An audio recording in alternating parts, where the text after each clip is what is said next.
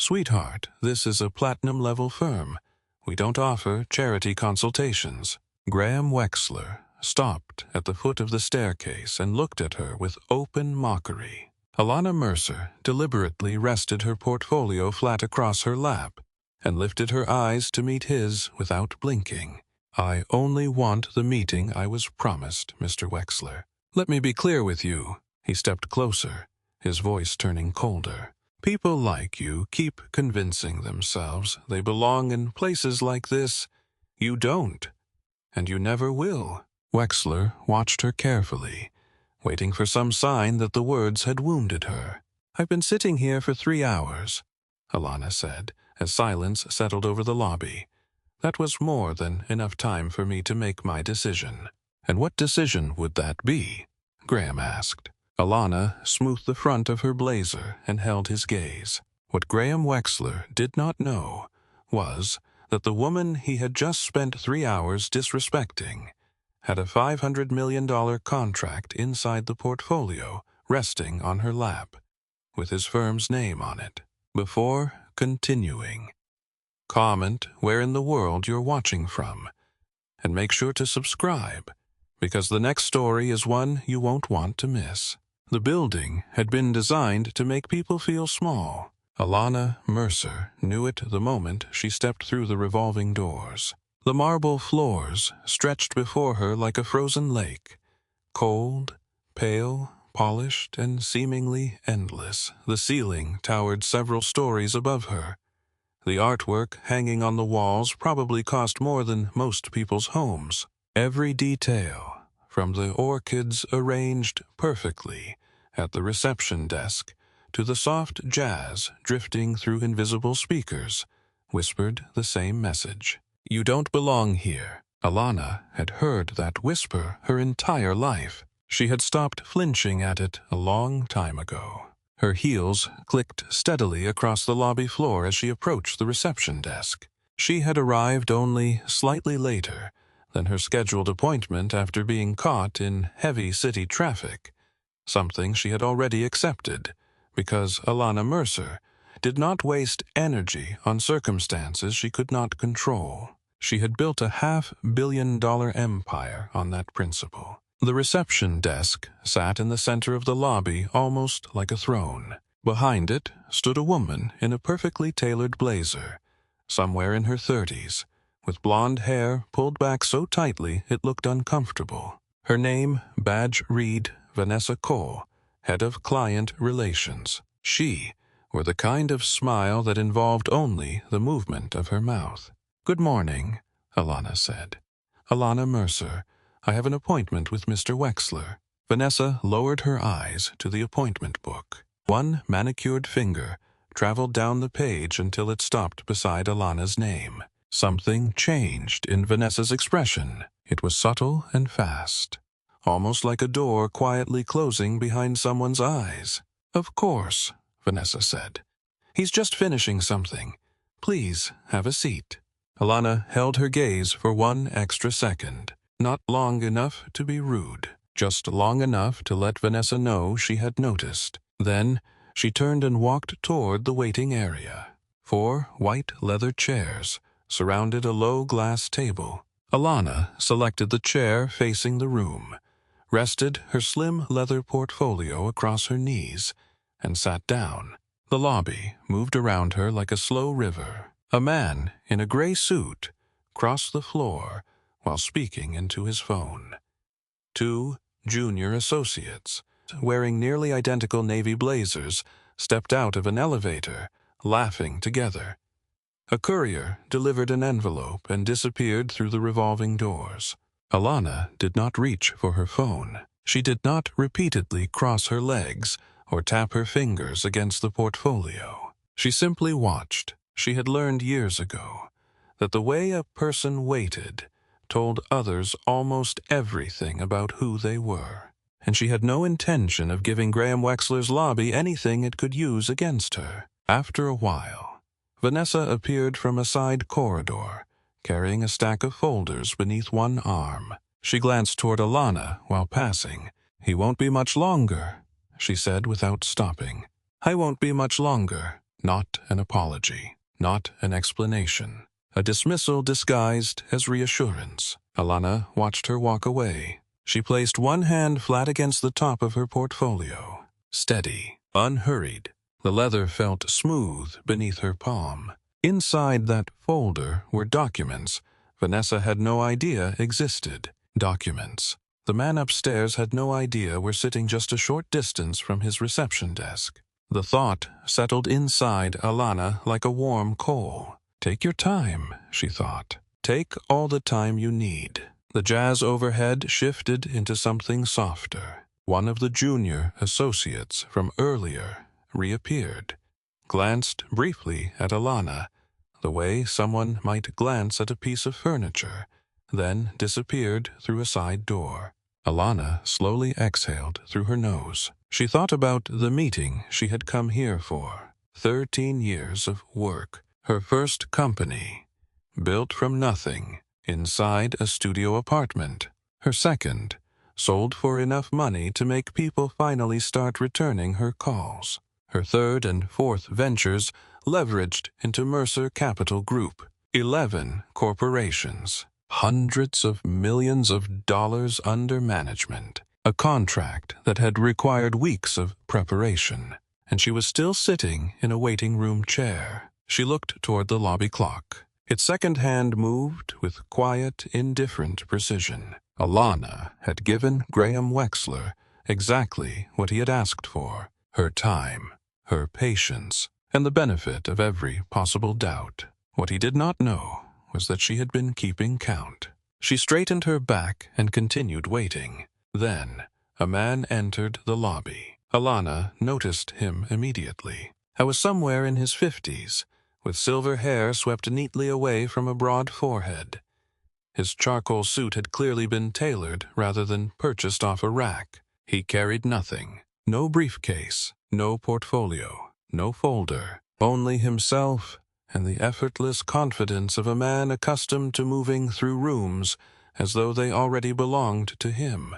He never stopped at the front desk. Vanessa met him before he even reached it. For the first time since Alana had arrived, Vanessa's smile became genuine. "Mr. Vance," she said warmly, "it's wonderful to see you. Go right upstairs. He's expecting you." She personally escorted him toward the elevator. She pressed the button for him. She said something that made him laugh. When the elevator doors closed, Vanessa turned toward the lobby, still smiling. Her eyes passed over Alana, as though Alana were a decorative plant. Then she returned to her desk and picked up the phone. Alana did not move. She did not shift in her chair. She did not tighten her jaw. She allowed nothing to appear on her face. But she recorded the moment mentally, the way one stores something that may become useful later. Clean, deliberate, filed away. No appointment. Walked directly in. Personally escorted upstairs. Alana looked at her watch. She had already been sitting there for nearly an hour. More time passed. The lobby continued performing around her. Phones rang softly behind the desk. Elevator doors opened and closed. The music overhead played something smooth and shapeless, the kind of music intended to make people forget that time was passing. Alana knew better. At one point, an older woman emerged from a side corridor. She was older than Vanessa, with closely cropped natural hair and a name badge that read Denise Parker. She looked up from the mail she was sorting and noticed Alana still sitting in the waiting area. Something passed across Denise's face, not personal recognition. They had never met. It was something deeper, the kind of recognition that required no introduction. Denise quietly approached her. "Ma'am," she said softly, "I am so sorry. I don't know what's happening upstairs." She hesitated. "Can I bring you anything? Maybe some water?" Alana looked up. Denise's eyes were serious and steady. In a building filled with people performing carefully assigned roles, this woman was simply being human. "Water would be lovely," Alana said. "Thank you." Denise returned with a glass and placed it on the table using both hands. careful and deliberate as though it were the smallest thing she could offer, and she wanted to offer it properly. Their eyes met again. Alana said nothing. Denise said nothing, but something passed quietly between them, a shared understanding of exactly what was happening inside that lobby and exactly what it meant. More time passed. Alana's portfolio never left her lap. Her posture did not change, but inside, she continued counting. Every minute became a number. Every number became a fact. And Alana had learned long ago that facts were often the most powerful things in any room. Eventually, Vanessa appeared beside her chair, wearing the same bright, hollow smile Alana had come to recognize as her default expression. "He's finishing a very important call," Vanessa said.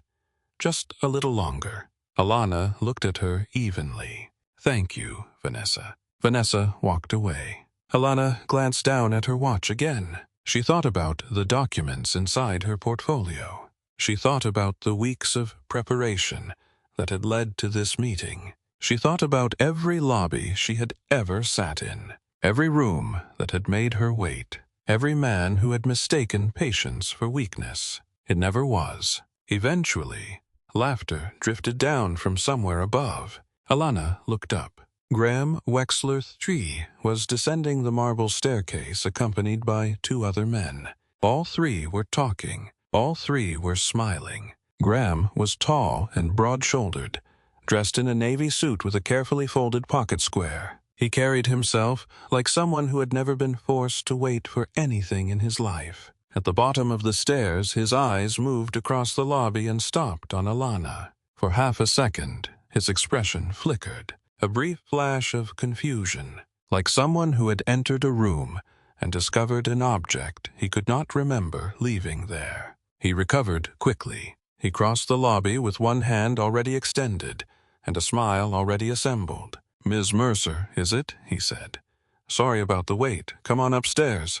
Alana rose slowly. She smoothed the front of her blazer. 3 hours. She had been sitting in that chair for 3 full hours. She did not return his smile. "Actually, Mr. Wexler," she said calmly, "I have been waiting for 3 hours." She held his gaze. 3 full hours.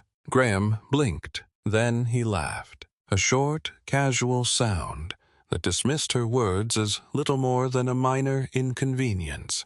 "The market doesn't follow anyone's schedule," he said. "You know how it is." Alana studied him for a long, quiet moment. "I do understand," she replied. "Completely." Then she followed him upstairs. The conference room was made almost entirely of glass and gray steel. A long table dominated the room, large enough for a dozen people, though only a few seats would be occupied. Floor to ceiling, windows offered a sweeping view of Manhattan, the kind of view designed to impress people who had never earned one of their own. At the far end of the room, a large screen displayed the Wexler Hart Financial Partners logo in navy and gold. Tasteful, expensive, entirely calculated. Graham took the chair at the head of the table, without asking Alana where she would prefer to sit. Instead, he gestured toward the chair directly opposite him. It was the kind of gesture people made when they had already decided the other person mattered less. Vanessa entered behind them and settled into a corner with a notepad balanced across her knee. She avoided Alana's eyes. Alana sat down. She placed her portfolio flat on the table, folded her hands over it, and waited. Graham adjusted one cuff, removed a small remote from his jacket, and activated the screen. A polished presentation appeared, clean, professional, and completely wrong for the conversation he was about to have. "So," he said, leaning back with the relaxed confidence of a man who rarely heard the word no, "let's talk about what we can do for you." The presentation continued for some time. Graham walked Alana through Wexler Hart's introductory institutional tier, a wealth management package designed, he explained, For portfolios valued between $50 million and $75 million, I used phrases such as foundational strategy, onboarding journey, and trust-building process.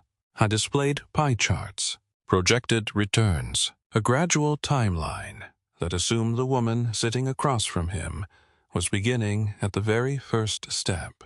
Alana listened without interrupting. Her expression remained neutral and attentive. She asked nothing, not yet. She simply allowed him to talk. Halfway through the presentation, Graham's phone buzzed beside him. He glanced at the screen.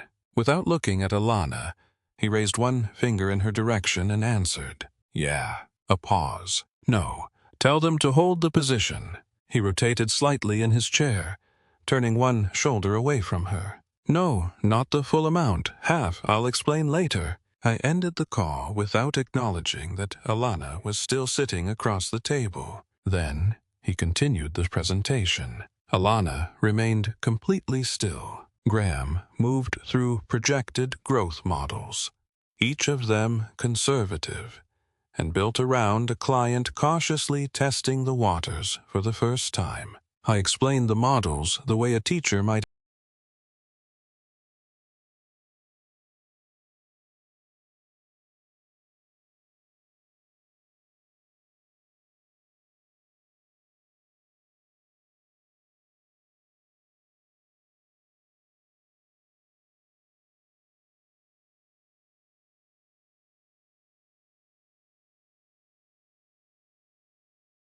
explain long division to a child who repeatedly failed to understand it. We find that clients at this stage respond very well to a slower, more guided approach, he said, especially clients who are relatively new to institutional-level investing. Alana tilted her head slightly. What makes you assume I'm new to institutional investing? Graham smiled. Patient, indulgent. I didn't mean anything by it. It's simply our standard process. His phone buzzed again. He answered again. I already told you, no exceptions. He turned away from her while speaking, then finally sat back down and cleared his throat. Where were we? Your standard process, Alana said. Right, he continued. Now, we usually recommend that clients at this level take some time before committing. Perhaps bring in a financial advisor you already trust, someone you've worked with before. A second set of eyes can be helpful. He smiled once more. There's no rush. We want you to feel comfortable. Alana looked at him steadily. A financial advisor you trust, as though she had wandered into a car dealership without understanding what she wanted and needed someone to guide her through the paperwork. She was the financial advisor. She had been one for 13 years. Still, she said nothing. Graham reached the final slide. He clasped his hands together on the table and gave her the expression she imagined he used with nearly every client at this stage. Warm, confident, slightly paternal. I should mention that we prefer to begin new clients at this tier, he said. It allows us to establish trust and build a track record together before moving into anything more. He searched briefly for the right word. Substantial. The word landed between them like a locked door. New clients. Substantial. Start at this tier. Alana lowered her eyes toward the portfolio. She rested one hand on the cover. Then she opened it slowly and looked back at Graham with an expression that revealed absolutely nothing. I see, she said quietly. And what tier would a $500 million portfolio fall into? Graham laughed. The sound came naturally and automatically. The laugh of a man who considered the question amusing rather than serious. He leaned back and slowly shook his head, almost as though Alana had said something charming. 500 million, he said. Well, that would put you into an entirely different category. That would be our flagship Platinum Partnership tier. He gestured broadly, painting the picture of something grand. We're talking about our 12 largest clients, institutions, legacy funds, people who have been with this firm for decades. He smiled. Is that the kind of number you're hoping to reach? Alana looked at him quietly. 13, she said. Graham's smile remained frozen. Excuse me? You said 12 clients. Alana opened her portfolio. It would be 13. She removed a document and placed it on the table. With 2 fingers, she slid it smoothly across toward Graham. Then she folded her hands in front of her. Graham looked down. It was a preliminary term sheet. Wexler Hart Financial Partners letterhead appeared at the top. A $500 million institutional account transfer from Mercer Capital Group.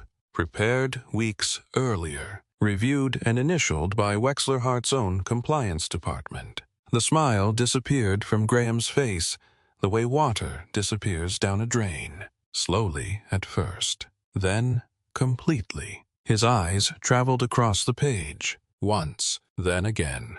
Alana watched him reread the same lines repeatedly, as though his mind refused to accept what his eyes were telling him. In the corner, Vanessa had stopped writing. Her pen hovered motionless above her notepad. She stared toward the table, with the expression of someone who had suddenly realized that the floor beneath her feet was made of glass.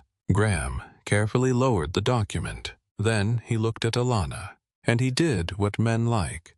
Graham always did when the ground shifted underneath them. He reached for stability that was no longer there. Alana.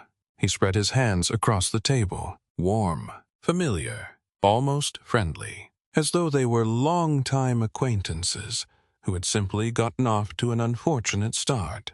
May I call you Alana? Of course. Obviously, I knew exactly who you were when you arrived. What we just went through is simply standard procedure. Every client, regardless of portfolio size, receives the same onboarding presentation. That's just how we... Mr. Wexler. Her voice was quiet, not sharp, not loud. It did not need to be. Graham stopped talking. Alana leaned slightly forward. When she spoke, every word was deliberate and unhurried, as though she had spent the previous 3 hours arranging them into exactly the right order. I arrived for my scheduled meeting this morning. You did not see me until 3 hours later. She paused, allowing the fact to sit between them. During that time, another man entered this building without an appointment. Vanessa personally escorted him upstairs within minutes. She glanced briefly toward the corner without fully turning her head. During this meeting, you answered your phone twice without excusing yourself. She continued. You presented me with a package designed for portfolios worth only a fraction of mine. Another pause. And you suggested that I bring in a financial advisor I trust before making any decisions. The room became completely silent. I founded my first company at 24, Alana continued. I have built and sold 3 businesses. I have managed institutional capital for 13 years. Mercer Capital Group currently holds controlling interests in 11 mid-cap corporations across 4 industries. She allowed those facts to settle. I am the financial advisor, Mr. Wexler. I have been for more than a decade. Graham opened his mouth, then closed it. A vein that Alana had not noticed earlier had appeared near his temple. His hands, still spread across the table, had become completely still. He recovered again, though this recovery was weaker than the previous one, more fragile around the edges. Look, he said, his voice becoming harder. I hope you're not going to allow a simple scheduling problem to cost you a significant financial opportunity. His jaw tightened almost imperceptibly. This is business. Let's not make it personal. Alana looked at him for a long moment. Then she closed her portfolio. She pushed her chair back and rose calmly, unhurried as always. She picked up the portfolio and held it at her side. Thank you for your time, Mr. Wexler. She walked toward the door, opened it herself, and left without looking back. Behind her, Graham Wexler remained motionless at the head of his long conference table, staring at a $500 million term sheet carrying his own firm's name. Alana stepped through the revolving doors and back into the city. Noise struck her immediately. Traffic, voices, cold air, the smell of food drifting from a street cart nearby. After 3 hours inside that marble silence, Manhattan felt loud, alive and real, in a way the Wexler Hart building never could. Her car waited at the curb. Her driver, Calvin, a quiet man who had worked with her for 6 years, saw her approaching and stepped out to open the rear door without being asked. He took one look at her face. He said nothing. That was one of the many reasons Alana trusted him. She slipped into the back seat and closed the door. Mercer Capital. Yes, ma'am. The car merged into traffic. Alana sat back with the portfolio resting on her lap and stared through the window. For 30 seconds, she allowed herself to feel the entire weight of what had happened inside that building. No more. Then she picked up her phone and called Julian. He answered immediately. How did it go? Get Simone, Alana said. I need both of you in my office. A pause. That bad? Make the call, Julian. She ended the call and immediately contacted Simone Adeyemi. Simone answered with the calm, unhurried voice of a woman who seemed to have been expecting the call. I need a formal contract withdrawal notice drafted and ready when I return, Alana said. Simone did not gasp. She did not ask whether Alana was sure. That was why Alana had trusted her for 13 years. How do you want it sent? Simone asked. Certified courier, not email. Alana paused. I want him to hold it in his hands. It'll be ready. Mercer Capital Group occupied the top floors of a glass tower on Park Avenue. Alana had signed the lease years earlier, using a pen she still kept inside her desk drawer. Not for sentimental reasons, for memory. To remind herself what it had cost to reach this place, and what it would cost anyone who tried to take it away from her. When she entered the office, Julian was already waiting nearby with his arms crossed and his jaw set. I was slightly older than Alana, but had always protected her with the steady vigilance of someone who treated himself like a wall whenever she needed one. One look at her face was enough. He fell into step beside her without speaking. Simone sat inside Alana's office at the small conference table near the window. One document rested in front of her. 2 pages. Clean. Precise. Every word exactly where it belonged. Alana placed her portfolio on the desk. She read the letter while standing. Then she reached for a pen and signed it without sitting down. Send it now. Simone had already begun making the arrangements before Alana finished capping the pen. The courier delivered the envelope to the Wexler Hart building later that day. Graham was standing behind his desk when his assistant entered and handed it to him. He studied the return address. His expression remained unchanged. Heater opened the envelope, unfolded the letter. Read it. Mercer Capital Group is formally withdrawing from all negotiations with Wexler Hart Financial Partners, effective immediately. He read it again, then again. $500 million. Gone. Not restructured. Not delayed. Not reconsidered. Gone before a single dollar had ever changed hands. He called Alana's office. Her assistant answered. Miss Mercer's office. I need to speak with Alana. Now. I'm sorry, she's unavailable. May I take a message? Tell her Graham Wexler called. Tell her it's urgent. Of course, the assistant replied pleasantly. Have a wonderful afternoon. The call ended. Graham stared at his phone. Then he called the personal number he had received during the original negotiations. After a few rings, Alana answered. Her voice was calm as a closed window. I expected your call. Graham exhaled. Alana, listen. This morning completely got away from me, and I owe you a genuine apology, a proper one. Let me take you to dinner. Let me bring Arthur Hart into this personally.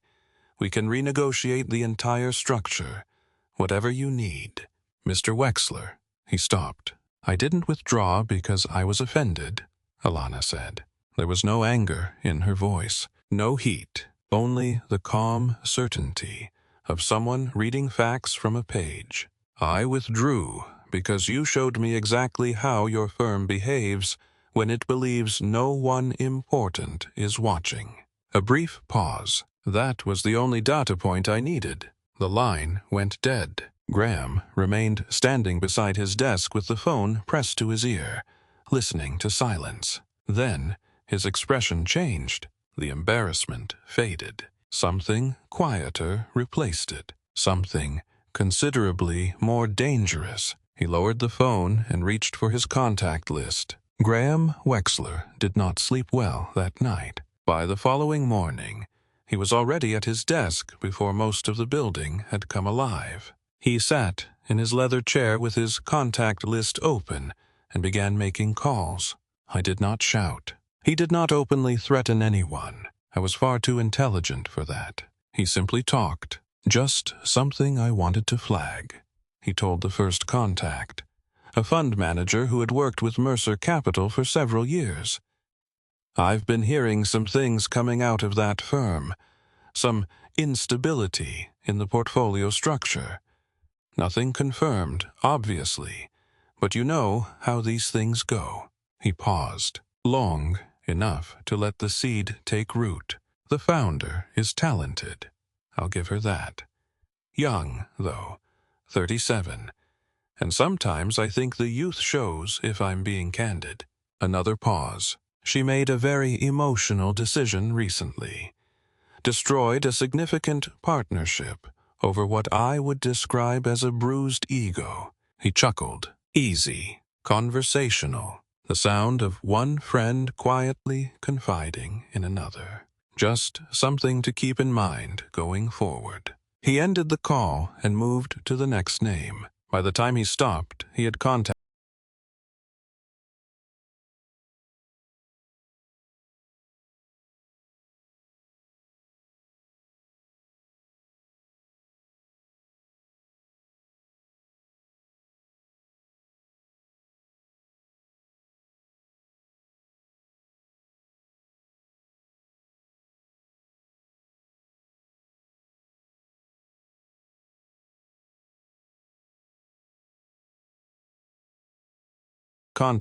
11 people. Alana knew nothing about those conversations. She was in her office working through quarterly projections with 2 analysts when her assistant entered and told her that the Henderson Group wanted to reschedule its annual review. No explanation, just a polite request to move it. Alana told her assistant to confirm the change and returned to her projections. Then another call came. Meridian Capital Partners wanted to postpone its review as well. Again, no reason, only a courteous request to move things. Alana stopped working. 2 meetings postponed in one morning, both without explanation, both with partners she had worked with for years. She sat with the information for a moment. Then she called Julian. By the following morning, Julian had an answer. He had heard it from a trusted contact at a competing firm. A man with no reason to invent anything. Graham Wexler had been working the phones. Quiet, targeted conversations with some of the most connected people in institutional finance. He planted the same story everywhere. Mercer Capital was unstable. Its founder was reactive, a 37-year-old who had risen too quickly and did not know how to handle pressure. Julian called Alana immediately. "It's Graham," he said. "He's running a whisper campaign." Alana remained silent for several seconds. How far has it spread? Far enough that I'm already hearing it secondhand. "Come in," she said. "Bring Simone." They spread everything across the conference table. Every postponed meeting. Every contact who had suddenly gone cold. Every conversation Julian had managed to reconstruct through his professional network. Alana stood at the head of the table and studied the picture forming in front of her. It was methodical. She had to give Graham that. I was not striking wildly. I was moving through a circuit. the same closed network of old money relationships he had known his entire career. Men who had known his grandfather. Men who played golf together, served on the same boards, moved through the same rooms, trusted one another's instincts almost like family. Graham knew exactly which doors to approach, and exactly what to say once those doors opened. He also understood something else. I knew that words such as young, emotional, and reactive carried a very specific weight when attached to a black woman in finance. He did not have to explain what he meant. He did not need to say anything explicit enough to be quoted back to him. He only needed to put the words into the room and allow the room to do the rest. Alana stared down at the table. Her phone rang. Daniel Prescott, a fund manager she had worked alongside for 7 years. A man she respected. She answered. "Alana," he said carefully, "I'm going to be direct with you. I've been hearing some things, and I wanted to give you the opportunity to respond before I form any conclusions." Alana kept her voice level. She gave him the facts. Clean, direct, without defensiveness. By the end of the conversation, Daniel sounded reassured. But the call itself was the problem. Someone who had worked with her for 7 years had suddenly needed reassurance. Graham had already gotten inside the room. Alana lowered the phone and looked at Julian and Simone. "We need to understand exactly what weapon Graham is reaching for." Simone Adeyemi did not knock dramatically when she appeared at Alana's office later. She never did. She simply stood in the doorway, holding a manila folder beneath one arm, wearing an expression Alana had learned to read during their 13 years together. It was not panic. Simone did not panic. It was quieter than panic. More precise. The expression of someone who had discovered something she wished she had not found, and needed another person to see it. "Close the door," Alana said. Simone closed it and sat opposite the desk. She opened the folder and placed a document in front of Alana. Graham's attorneys filed this. Alana picked it up. It was a formal pre-contract dispute notice filed by Wexler Hart Financial Partners against Mercer Capital Group. The legal language was dense and deliberate. The kind of language designed to take simple ideas and make them complicated enough that ordinary people eventually stopped trying to understand. But Alana was not an ordinary person. She read every line twice. Then she lowered the document. "Walk me through it." Simone removed her reading glasses and opened her own copy. "The filing is weak," she said. "Barely legally viable. Graham's attorneys are relying on a ride clause in the original pre-contract terms, a dispute provision that technically allows either party to challenge a withdrawal during the negotiation window." She looked at Alana. "It's a long shot in court. Any competent judge would probably dismiss it." "But," Alana asked, "but filing it triggers a mandatory 45-day review period," Simone continued. "During that review, the joint escrow account, created in anticipation of the Wexler Hart transfer, is frozen." She paused. $200 million, locked and inaccessible for as long as 45 days. Silence filled the room. Alana rose slowly and walked to the window. She looked down at Park Avenue. Yellow cabs, pedestrians, the ordinary rhythm of a city, completely unaware of what was happening high above the street. "The Caldwell acquisition," she said. "It was not a question. 40 days from closing," Simone confirmed. "Our liquidity window closes before the freeze would be lifted. If we cannot access that capital, we cannot complete the transaction on schedule." She removed her glasses. "If the acquisition collapses after everything Graham has already been saying about instability, the story practically writes itself." Alana turned away from the window. She had spent 18 months on the Caldwell deal. 18 months of negotiations, due diligence, relationship building, careful financial engineering. It was the largest acquisition of her career. The deal that could take Mercer Capital from formidable to untouchable. Graham did not know the specific details. He did not need to. He had fired a weapon into a crowded room, and somehow it had landed exactly where it could cause the greatest damage. Alana returned to her desk. "What are our options?" Simone had already prepared them. She explained each one methodically. They could file an emergency motion to release the escrow. Possible, but slow. They could restructure the Caldwell financing to reduce dependence on the frozen funds. Complicated. Expensive. Likely to raise concerns with Caldwell's attorneys. They could request an accelerated dismissal of Graham's filing. That was their strongest argument. But even an extremely favorable outcome would still take weeks. Alana listened without interrupting. When Simone finished, Alana remained silent for a long moment. Then she asked a different question. "Who does Graham actually answer to?" Simone blinked. "Excuse me?" Graham Wexler inherited that firm. He didn't build it, which means someone else did. Alana leaned forward. "Who does he actually answer to?" Simone considered the question. "Arthur Hart," she said slowly. "Co-founder. Mostly retired, but he still owns 30% of the firm." Her expression changed as she followed the thought. "He hasn't been actively involved in years. Graham treats him like a ceremonial figure. Find out whether he actually is one," Alana said. "I want everything. The original partnership agreement. The ownership structure.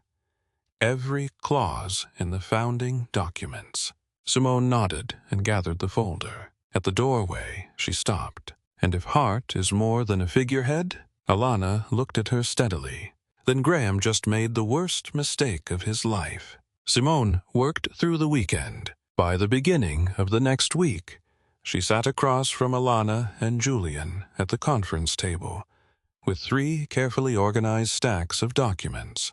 Her eyes had the unmistakable brightness of someone who had not slept enough, but had discovered something worth losing sleep over. "Start with Hart," Alana said. Simone placed one hand on the first stack. Arthur Hart, 74 years old.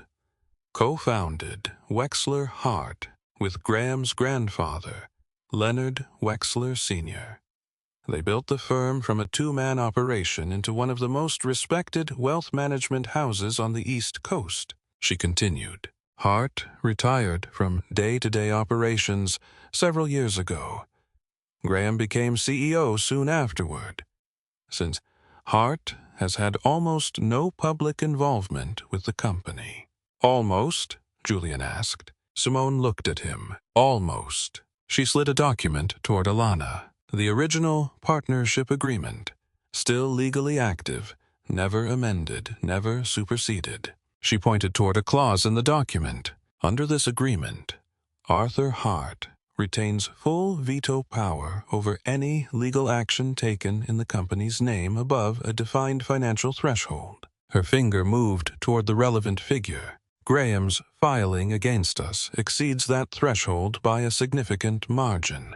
Alana read the clause. Then she read it again. "He filed without telling Hart," Julian said quietly. "He filed without telling Hart," Simone confirmed. "Which means Graham didn't simply retaliate against a client. He violated his own company's founding agreement while doing it." She moved to the second stack. "But that isn't what surprised me most." Simone placed another document on the table. It was thinner. A summary page bearing a case reference number and the words "Sealed Arbitration Record." Several years ago, a senior employee at Wexler Hart filed an internal complaint. Her name is Lorraine Bennett. She is 61 now. She was pushed out of the firm shortly after making the complaint. Simone folded her hands. The complaint documented a pattern of discriminatory treatment toward clients, specifically non-white clients. She continued. Waiting times. Assignment to junior versus senior advisors. Language used during initial consultations. treatment during client-facing interactions. The table became completely silent. She received a settlement, Simone said. She signed an NDA. The details of the case were sealed. Simone looked directly at Alana. But the existence of the arbitration itself is part of the legal record. I obtained it through proper channels. The details are sealed, but the fact that it happened, and that the firm paid to make it disappear, is not. Alana leaned back. What Graham had done to her was not simply a bad morning. It had not been a scheduling mistake. It had not been thoughtless arrogance. It had not been an isolated lapse in judgment. It was a pattern, a documented pattern, one that had already been paid for once, and then repeated on the wrong woman. Julian stared at the table. His jaw tightened. So he's done this before. The firm has done this before, Alana said quietly.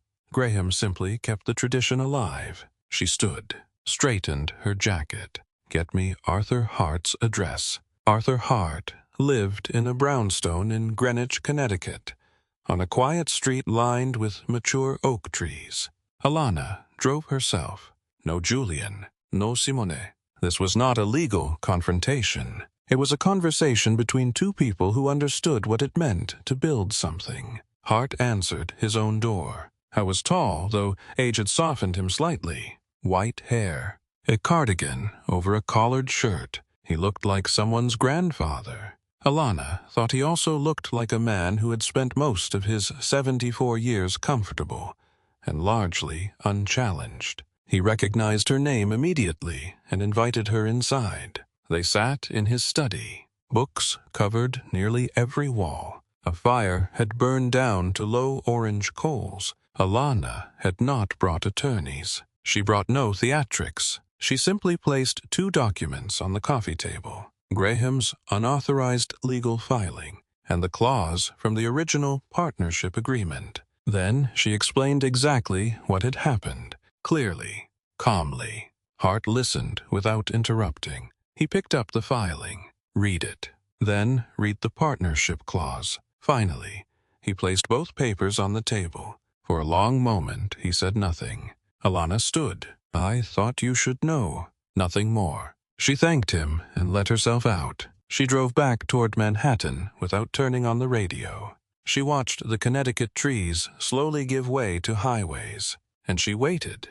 The following morning, Alana was already in her office. She did not tell Julian or Simone exactly what she was waiting for. She did not need to. They had read the same documents. They understood that everything now depended on whether a 74-year-old retired co-founder had decided that his partner's grandson had finally gone too far. Alana worked as though it were any ordinary morning. She reviewed the Caldwell acquisition files, returned calls, signed internal reports. She did not stare at her phone. She did not watch the door. She simply worked and waited, just as she had once waited in Graham Wexler's lobby, still on the outside, counting on the inside. Eventually, Simone appeared in the doorway holding a single sheet of paper. She was smiling, not the controlled smile she used in meetings, a genuine one, the kind that reached her eyes. He did it. Arthur Hart had contacted his personal attorney that morning. Not long afterward, he formally exercised his veto rights under the original partnership agreement. Graham's legal filing against Mercer Capital Group was officially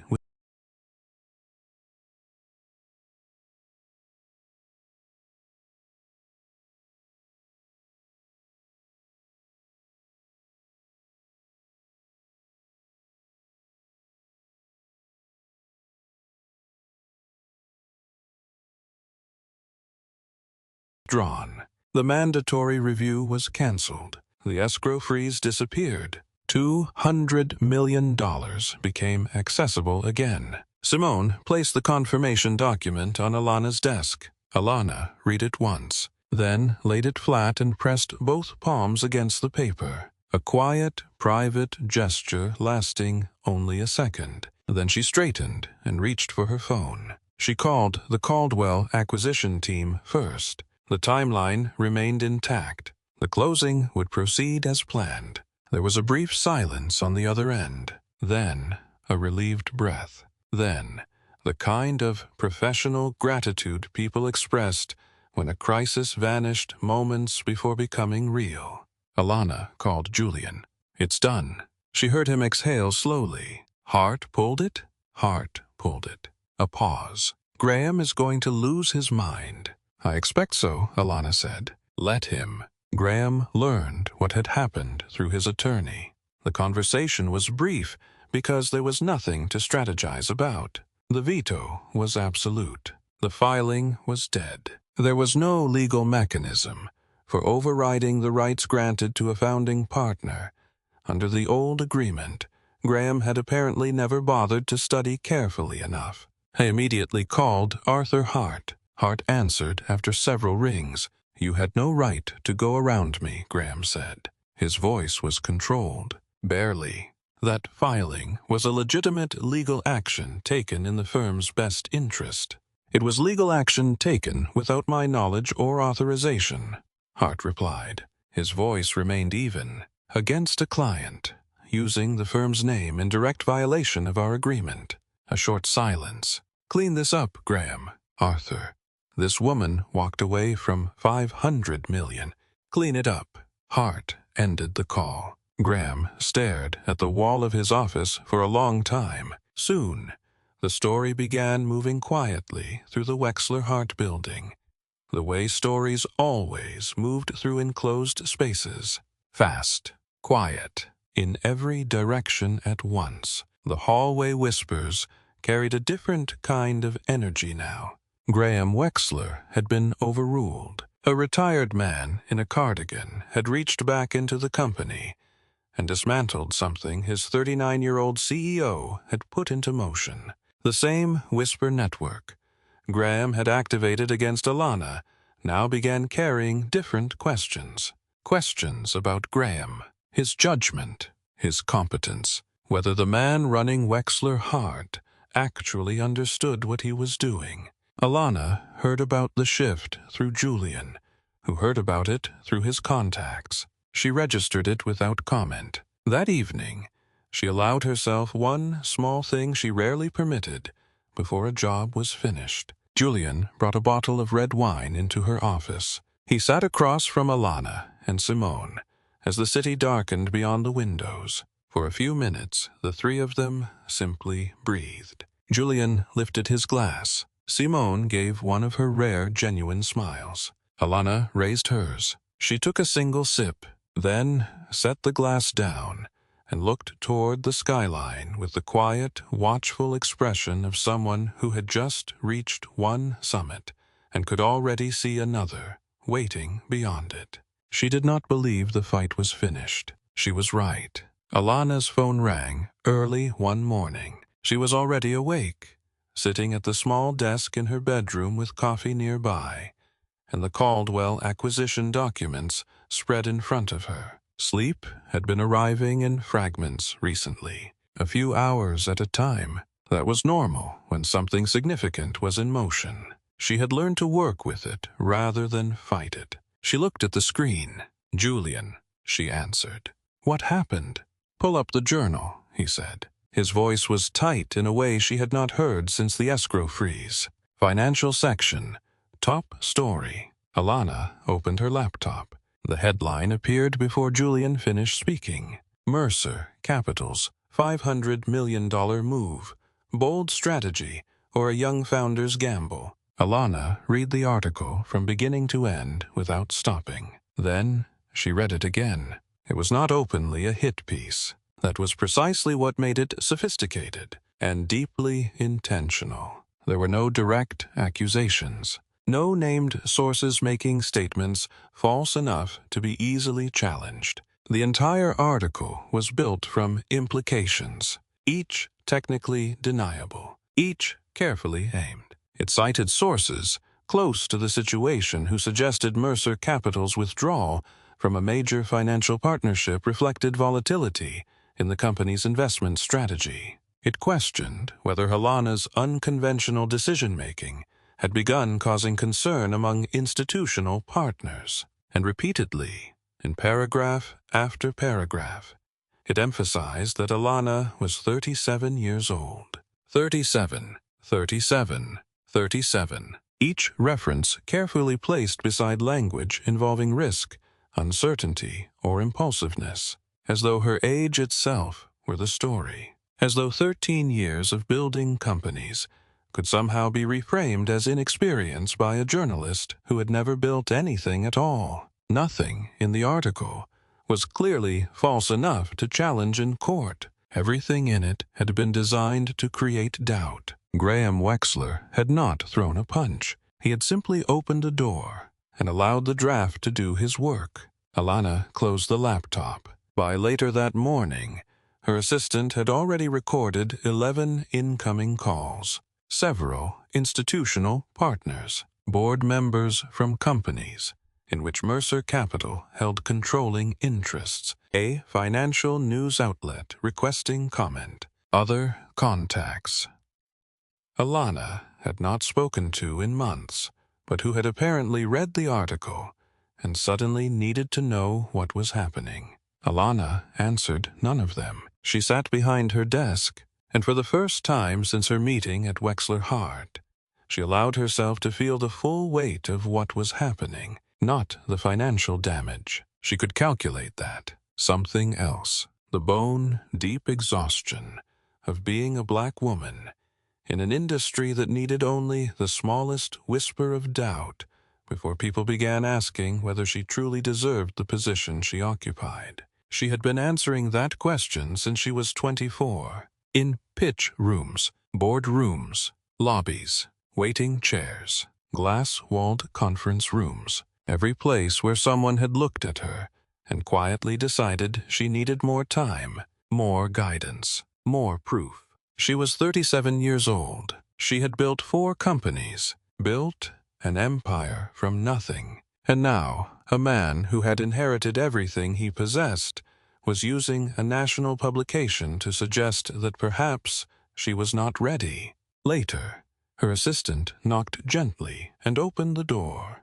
Mr. Langford's office called. Her tone was careful. He's canceling the upcoming review meeting. A pause. He said he'd like to revisit the calendar later. Longford, 12 years. One of Mercer Capital's most reliable institutional relationships. Gone from the calendar with a single phone call. Alana thanked her assistant. Then she waited until the door closed. She sat perfectly still for 1 full minute. She thought about Graham sitting in his office, reading the same article, watching the same reactions, feeling, for the first time since she walked out of his conference room, as though he were winning again. Alana considered what it would mean to respond publicly, to issue a statement, to defend herself inside the same arena Graham had chosen for the attack. She rejected the idea completely. Responding meant playing his game, on his board, by his rules. Alana Mercer had not built a $500 million empire by playing other people's games. She called Julian. Get to the office. Bring Simone. Then she stood and walked toward the windows overlooking the city she had once arrived in from Georgia, with 2 suitcases and a plan. I need Lorraine Bennett's phone number, she said quietly, and I need to find Denise Parker. Alana did not go home after Julian and Simone eventually left. She remained behind her desk while the building emptied around her. Cleaning crews moved through the hallways. The last employees headed toward the elevators. Outside, the city shifted slowly from the gray light of a working day into the amber glow of evening. Alana waited for Simone's call. Eventually, the phone rang. I found her, Simone said. Philadelphia. She runs a small consulting practice now. Organizational culture work, mostly with nonprofits. She's been there for 5 years. A pause. She isn't hiding, but she isn't exactly visible either. Number? Simone, read it aloud. Alana wrote it down by hand. Not in her phone, not on her computer. Paper and pen, an old habit. She thanked Simone and ended the call. For a moment, she looked at the number. Lorraine Bennett had entered Wexler Hart at 38 years old. Sharp, experienced. She had walked out years earlier with a settlement payment, an NDA, and the particular kind of silence that was purchased rather than chosen. For years, she had built something quiet in Philadelphia, while the man connected to what had happened remained inside his corner office with his grandfather's name still on the door. Alana picked up the phone, dialed. After several rings, the line opened. "Hello?" The voice was measured, careful, not unfriendly, but not open either. The voice of someone who had learned to be cautious. "Ms. Bennett," Alana said. "My name is Alana Mercer. I'm the founder and CEO of Mercer Capital Group. I apologize for calling you in the evening.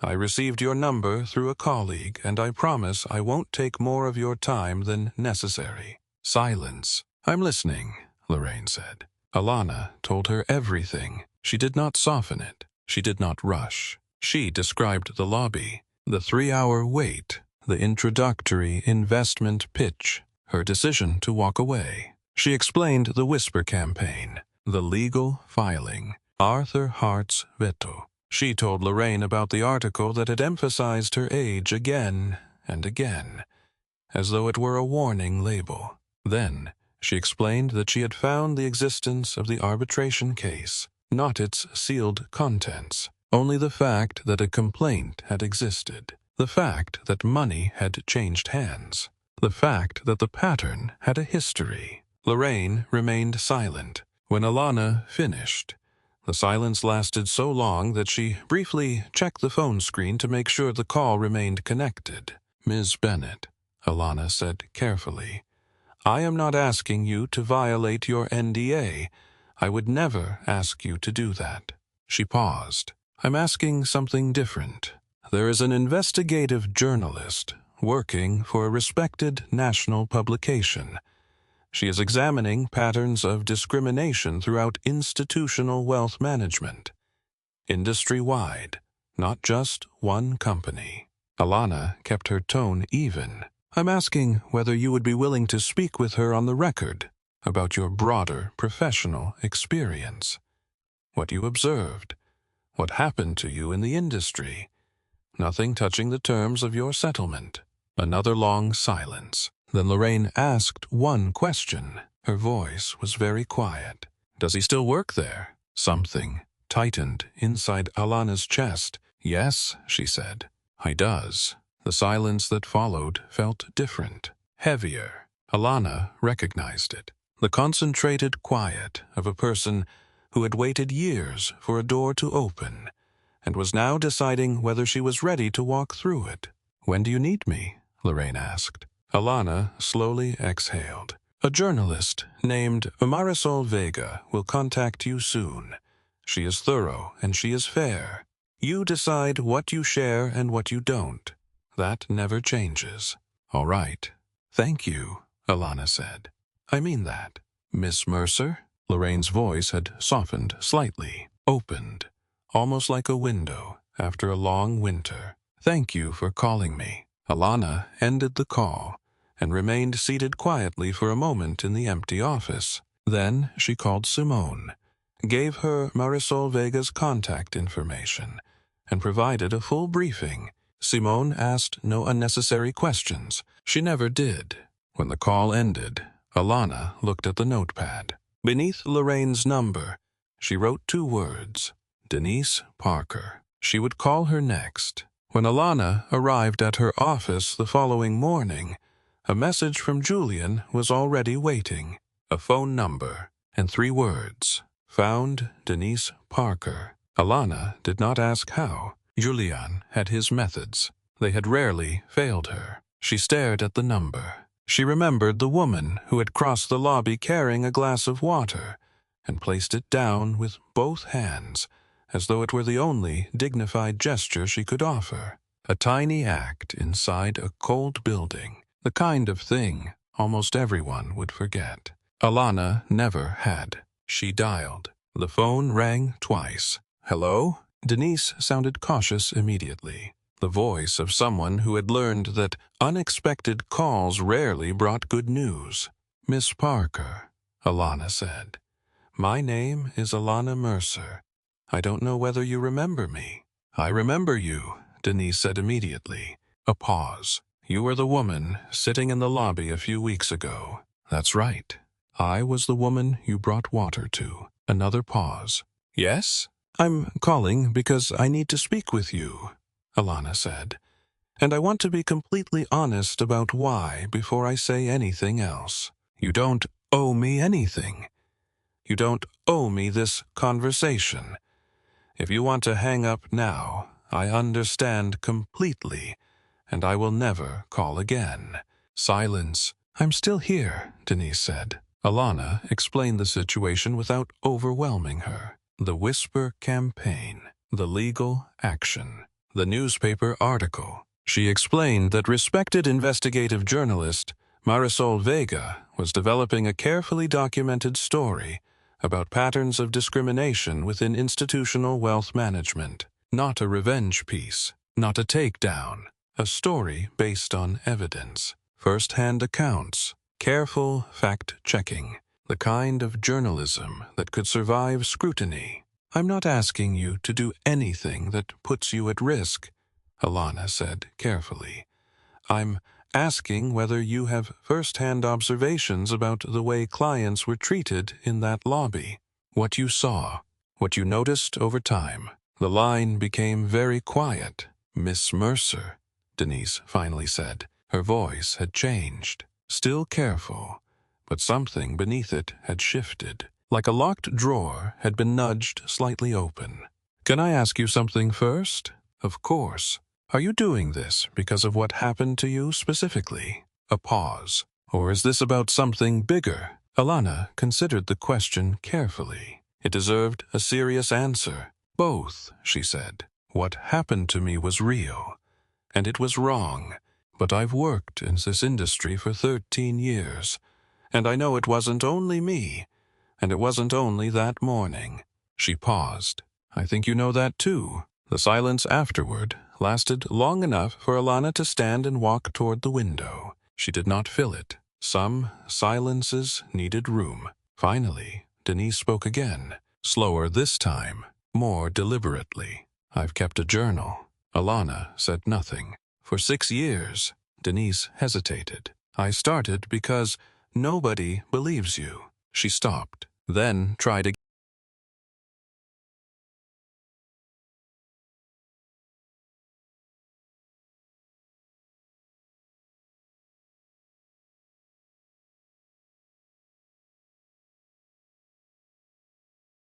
"Not without proof. And I saw things in that lobby, Miss Mercer, so I wrote them down. Dates, names when I had them, what happened, who waited, who didn't." Another pause.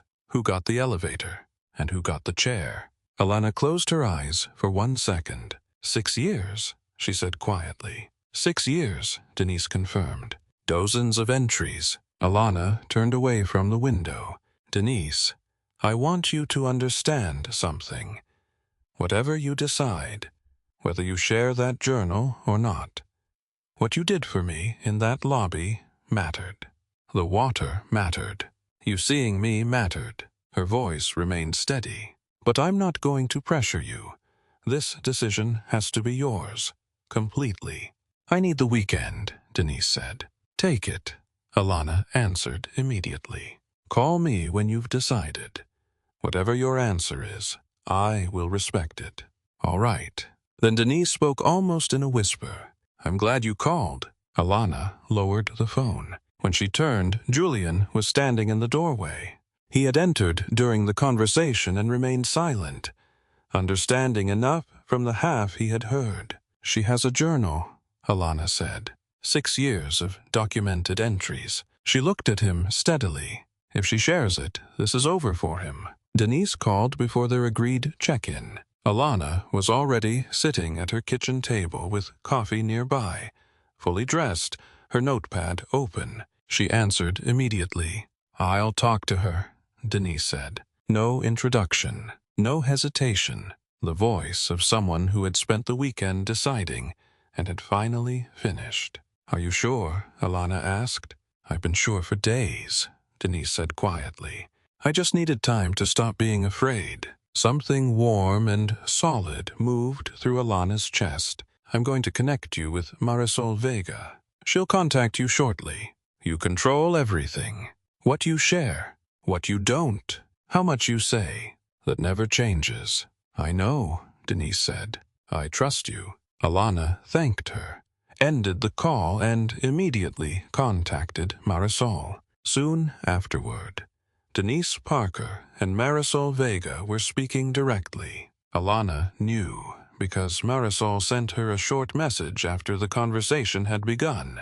2 words. "This is real." Alana placed her phone face down on the table. Simone sat across from her in Alana's living room, a leather briefcase open beside her, and 4 document folders carefully arranged on the coffee table. "Ready?" Alana asked. "Been ready," Simone replied. Together, they drove to Connecticut. Arthur Hart answered his door, wearing the same kind of cardigan he had worn during Alana's first visit. He looked first at Alana, then at Simone and the briefcase in her hand. His expression became careful, attentive. "I thought you might come back." He led them into the study. The fireplace was cold this time. Outside, the trees were shedding the last of their leaves across a perfectly maintained lawn. They sat down. Simone opened the briefcase. "Mr. Hart," Alana said, "the last time I came here I showed you one piece of the picture. Today I want to show you the entire thing." Hart folded his hands in his lap. "Go ahead." Simone presented the evidence in order. Clean, methodical, fully documented. First, Graham's unauthorized legal action against Mercer Capital. Already known, already vetoed, but now placed where it belonged within the larger pattern. Second, the sealed arbitration record involving Lorraine Bennett. Her complaint.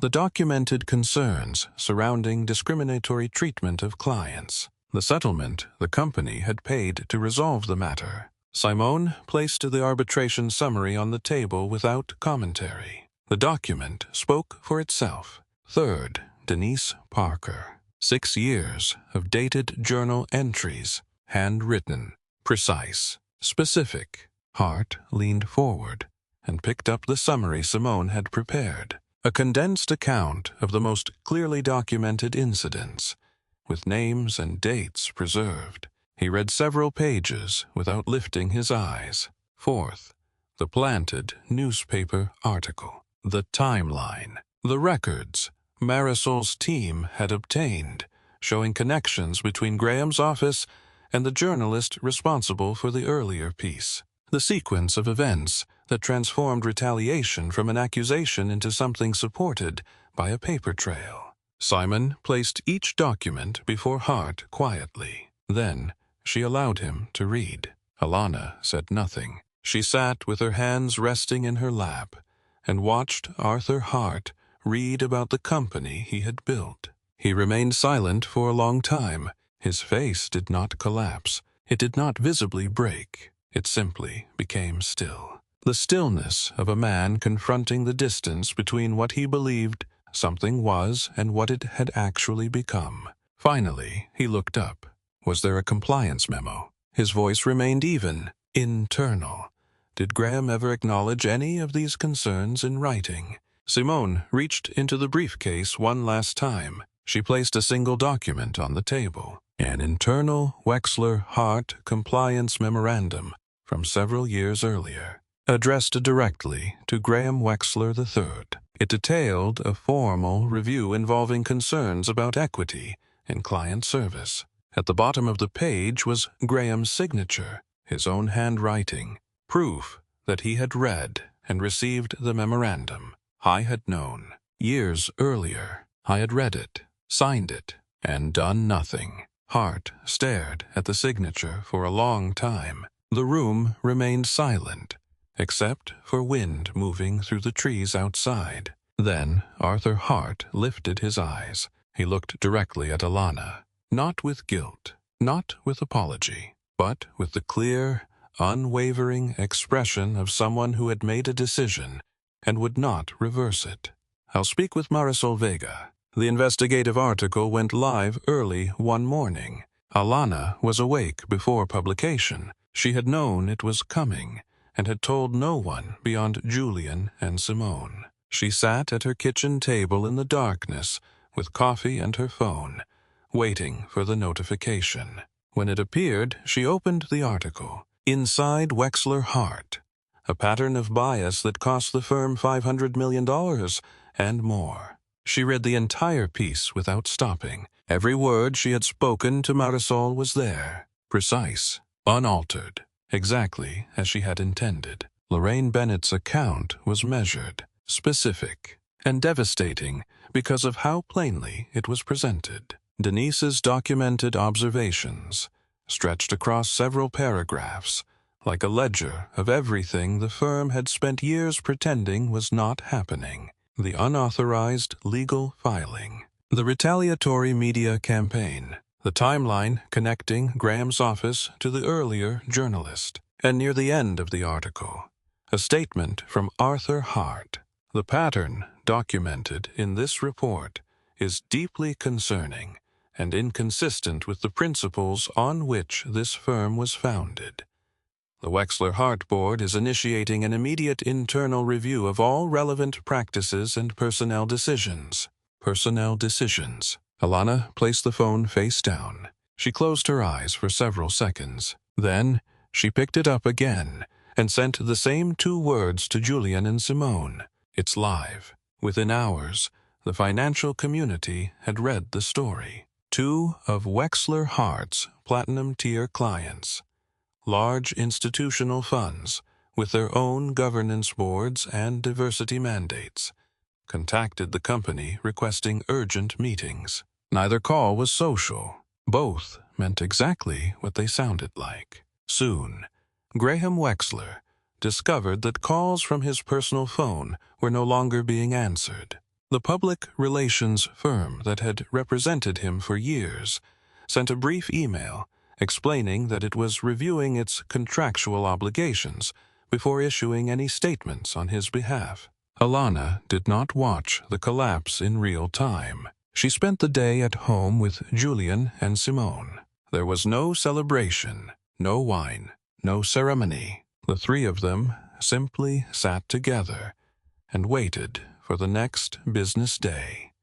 The way people wait for a tide they already know is coming. Graham Wexler walked into the Wexler Hart building, carrying his phone and wearing the rigid posture of someone who had decided that the only way through a fire was straight ahead. He had spent the previous day preparing talking points with a crisis consultant. "I had a plan." The plan lasted until he reached the conference room. Arthur Hart was already sitting at the head of the table. 3 board members sat beside him. 2 outside attorneys were also present. No one stood when Graham entered. Hart did not allow small talk. He placed 2 documents in front of Graham. The first was the original partnership agreement, opened to the veto provision Graham had violated. The second was the internal compliance memorandum bearing Graham's own signature. Hart read the veto clause aloud, every word.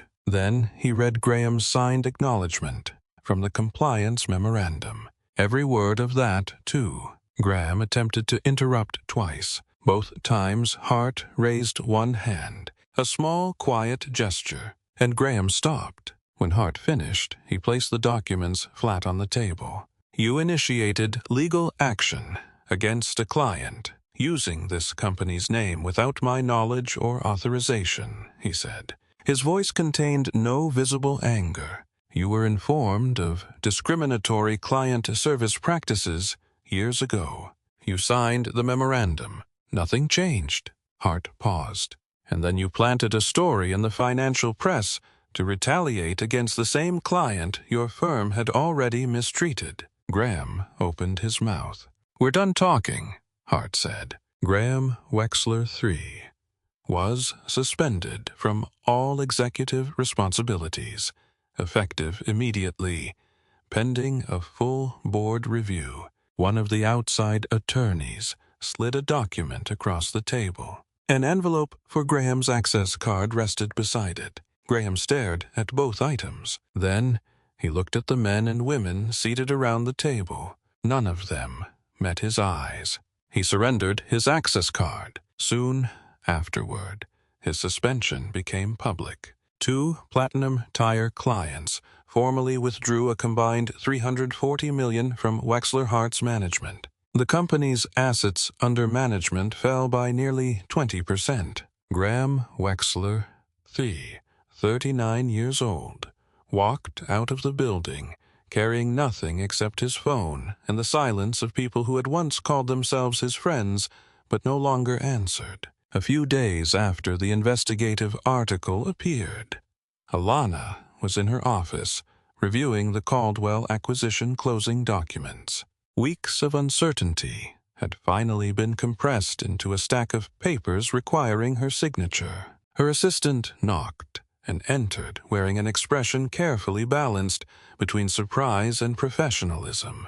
"Evelyn Shaw is on the line," she said. "Chief Investment Officer at the National Public Employees Pension Fund." She hesitated. She said she'll wait as long as necessary. Alana lowered her pen. The National Public Employees Pension Fund managed retirement assets belonging to more than 400,000 public employees across 11 states. Teachers, firefighters, municipal workers, people who had spent entire careers trusting that someone somewhere was protecting what they had earned. It was among the largest pension funds in the country, and one of the most respected institutional investors in any room it entered. Alana had followed Evelyn Shaw's career for years. They had never met. She picked up the phone. Evelyn had a direct voice, a sharp mind, and absolutely no interest in unnecessary small talk. Alana liked her immediately. "I've followed your career for a long time," Evelyn said. "I've watched what you built with Mercer Capital, and I've been waiting for the right reason to reach out." A short pause. "I read the article. I want you to understand something. It didn't make me doubt you. It gave me clarity about you." Alana was silent for a moment. "I appreciate that. We have been looking for the right institutional partner for a significant capital allocation," Evelyn said. "I believe we've found her. I'd like to meet." The meeting was held at Mercer Capital headquarters. Evelyn Shaw was 61 years old, silver-haired, and entered Alana's conference room with the relaxed confidence of someone who had never needed to prove herself twice in the same room. She shook Alana's hand firmly, sat down, opened her briefcase, then placed a number on the table. $1.2 billion. Alana kept her face composed. Her hands remained still. Across the table, Julian blinked once, a tiny, involuntary reaction that disappeared immediately. Simone, seated beside Alana, did not move at all. Yet, Alana could feel the weight of that number in the room. It was almost physical. 2.5 times the amount Graham Wexler had cost her. The meeting lasted 2 hours. By the end, both sides had agreed in principle on the framework for a formal institutional partnership. Final documentation would require several weeks. At the door, Alana and Evelyn stood and shook hands again. "Long overdue," Evelyn said simply. "Yes," Alana replied. "It is." Several weeks later, Alana signed the final partnership agreement at the long conference table inside her own building. The same building she had leased years earlier. The same office connected to the pen she still kept in her desk drawer. Simone handed her the documents one at a time, calm and deliberate as always. Julian stood near the window with his back toward the room, staring down at Park Avenue. From the tension in his shoulders, Alana could tell he was holding himself together through sheer concentration. She signed the final page, then placed the pen flat on the table. She made no speech. She did not raise a glass. She did not fill the room with words. She simply closed her eyes for one moment, and in that moment she saw everything: the studio apartment, the second-hand laptop, the first pitch room filled with men who looked through her as though she were made of glass, the lobbies, the waiting chairs, hundreds of small moments across 13 years when people had made her feel as though she needed to be verified before she could be trusted. She saw the marble lobby again. She saw a glass of water being placed on a table with both hands. Then Alana opened her eyes. She looked at the signed agreement in front of her and thought, this is what patience looks like when it finally arrives. Weeks after the agreement was signed, Alana sat at her desk on a quiet evening and wrote a letter by hand. Personal stationery, not company letterhead, not a typed memorandum. Her handwriting, her paper, the way someone writes, when the person receiving the words deserves to know that there is a real human being on the other end. She thanked Denise Parker for her courage. She told her that what she had done, the journal, the phone call, the decision to speak, had mattered more than Alana could properly express in a letter. Inside the envelope, she included a formal employment offer, Director of Client Experience at Mercer Capital Group, a role created specifically because of who Denise was and because of what she understood about the importance of making another human being feel seen. The salary was 3 times what Wexler Hart had paid her. Alana sealed the envelope herself and sent it by courier. Denise read the letter at her kitchen table early one morning. She read it once, then again. For a long time, she remained there holding the pages while her coffee slowly cooled beside her. Finally, she placed the letter carefully on the table, the way someone places down something she intends to keep. Soon afterward, Denise called Wexler Hart and resigned. On her first day at Mercer Capital, Denise Parker stepped through the front doors of the Park Avenue building. She stopped just inside the entrance. The lobby looked nothing like Wexler Hart's. No endless stretch of cold marble, no artwork hanging on the walls simply to announce its own importance. It was clean, warm, filled with the quiet movement of people who were there because they had earned the right to be there. Alana stood in the center of the lobby, not behind a desk, not at a distance. She was standing there personally, waiting. When Denise approached, Alana extended her hand. Denise took it. "Welcome," Alana said. Her voice was warm, simple, and she meant every syllable.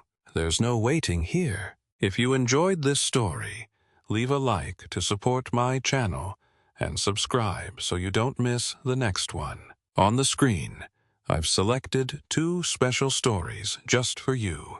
Have a wonderful day."